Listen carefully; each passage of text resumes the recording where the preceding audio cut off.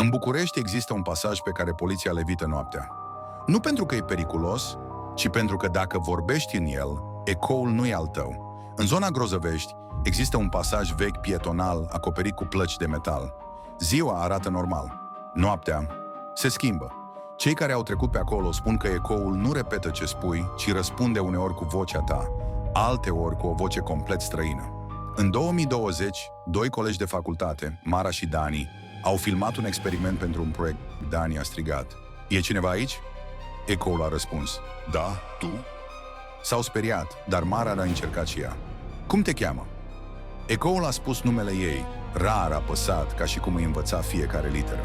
Pe filmare, după câteva secunde de liniște, se aude o voce groasă, clară, spunând: Nu plecați. Vreau să vă văd. Când au fugit pe scări, camerele au prins o siluetă neagră, foarte lungă, coborând din tavan, exact acolo unde stătuseră ei. De atunci, pasajul e închis pentru renovări, oficial. Neoficial, muncitorii refuză să intre după ora 20 și 2 spun că dacă taci complet, poți auzi respirația cuiva care nu e acolo și un glas slab care repetă numele tău, încercând să-l copieze perfect.